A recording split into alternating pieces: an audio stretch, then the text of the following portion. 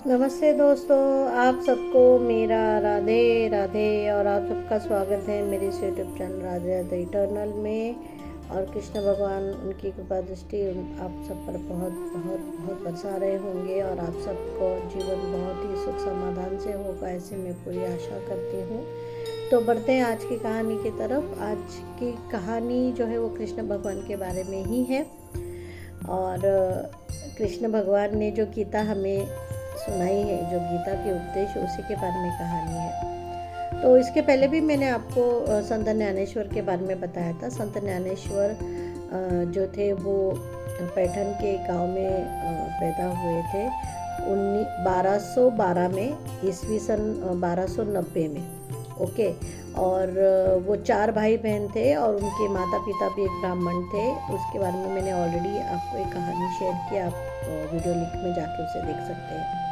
तो उनके बारे में आज की ये कहानी इसलिए है क्योंकि उन्होंने जो ज्ञानेश्वरी लिखी, तो उस ज्ञानेश्वरी का मराठी रूपांतर उन्होंने किया। जो कृष्ण भगवान ने महाभारत में जो गीता के उपदेश जो अर्जुन को दिए, वो सिर्फ संस्कृत में थे। और संस्कृत में तो सिर्फ पंडित लोग ही पढ़ सकते हैं, हम जैसे लोग नहीं पढ़ सकते हैं, आप जानते हैं। इसीलिए फिर उसका बहुत से प्राकृत बने, यानी हिंदी में हुए।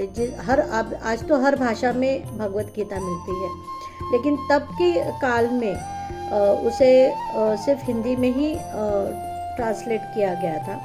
और 1212 में संत ज्ञानेश्वर जी को उनके गुरु ने दृष्टांत दिया था और कहा था कि तुम भगवत गीता जो संस्कृत में है, जो कॉमन लोग नहीं पढ़ सकते हैं, सिर्फ साधु संत ही पढ़ सकते हैं, मगर कॉमन लोगों को भी उसका नॉलेज होना चाहिए। तो इसलिए तुम जो भगवत गीता है संस्कृत में, उसको तुम मराठी में ट्रांसलेट करो ताकि वो हर किसी को पढ़ने को मिले और उसका ज्ञान सबको मिले।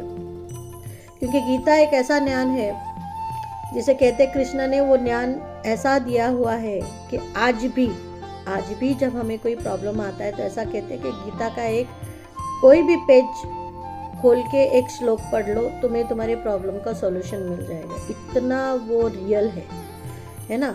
पर आज हम वो पढ़ सकते, तब नहीं पढ़ सकते थे, तब सिर्फ पंडित लोग ही पढ़ सकते थे। तो उसको सरल बनाने के लिए, जन जागृति तक पहुंचाने के लिए उसको पहले हिंदी में ट्रांसलेट किया गया और संत ज्ञानेश्वर जी ने उसको मराठी में किया। तो क्या है ज्ञानेश्वरी का, क्या है? तो ज्ञानेश्वरी नाम इसलिए पड़ा क्योंकि ज्ञानेश्वर जी ने उसे लिखा था, है ना। तो उसका मीन्स भगवत गीता का मराठी जो ट्रांसलेशन है उसे ज्ञानेश्वरी कहते हैं। साथ ही साथ उसका और एक नाम है, वो है भावार्थ दीपिका।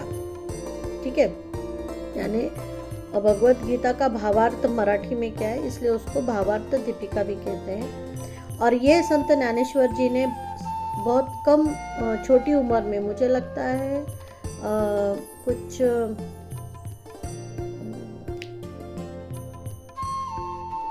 8 या 10 साल के होंगे, तब उन्होंने ये लिखना चालू किया था। तब उन्हें दृष्टांत हुआ तो उनके गुरु ने उनसे कहा था, तो तब उन्होंने लिखना चालू किया। और लिखने के लिए मुझे लगता है उनको 2-3 साल लग गए थे, इतना, क्योंकि कितनी बड़ी है भगवत गीता।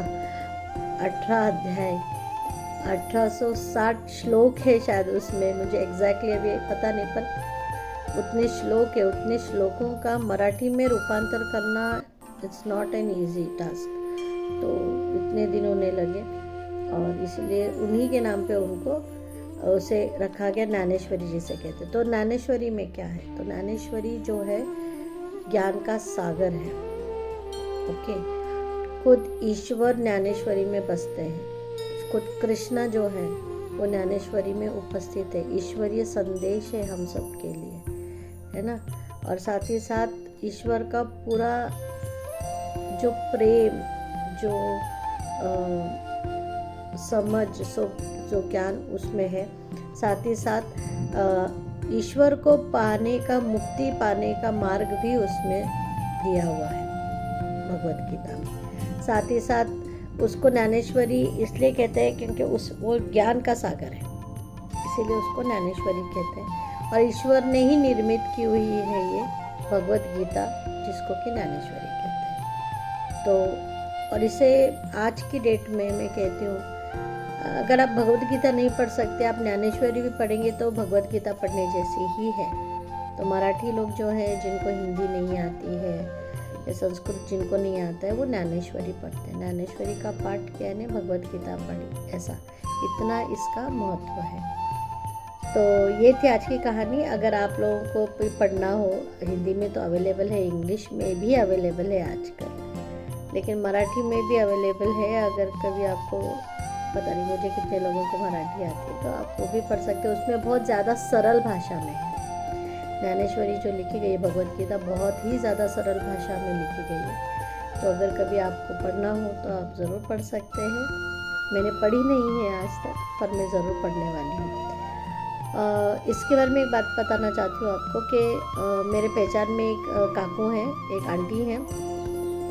तो बीच में उनका नी का ऑपरेशन हुआ था, तो उनको चलना फिरना मना था, बिल्कुल भी मना था 2 महीनों के लिए। आपको सब पता है कि नी ट्रांसप्लांट होने के बाद में कितनी दिक्कतें आती। तो जब वो घर पर ही थी, उन्हें कुछ काम नहीं था, तो बैठे बैठे ही उन्होंने ज्ञानेश्वरी पूरी लिखी।